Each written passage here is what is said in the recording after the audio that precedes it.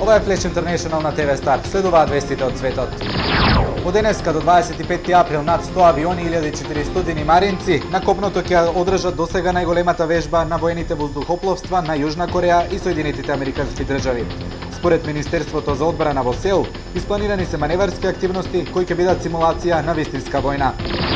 Во Истанбул и Анкара се одржаа протести против смртните казни над 500-ите членови на исламистичкото движење Муслиманско братство, што минатиот месец беа изречени во Египет, објави денеска турскиот весник Хуриет. Египетскиот државјанин Адил Рашид, член на Муслиманското братство, пред на собраните демонстранти одржа говор на арапски јазик. Говорот беше преведен и на турски јазик. Во рок од 3 месеци, албанската влада е должна да исплати 8 милиони евра одштета на десетмина собственици на национализиран имот, реши Европскиот суд за човекови права. Судот донесе 10 пресуди против Албанија, откако владата во Тирана не ги спроведе претходно донесените одлуки на Агенцијата за враќање и компензација на имот.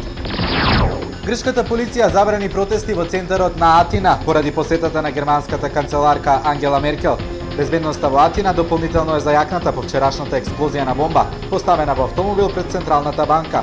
Инаку, Меркел во Атина ќе се состане со грчкиот премиер Андонис Самарас.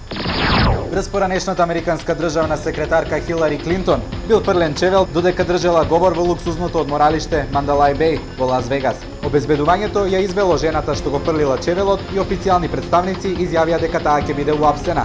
Хилари Клинтон во Лас Вегас гостуваше на состанок во организација на Институтот на индустријата за рециклажа на отпадот. Тоа беа вестите од светот. Следуваат вестите од регионот.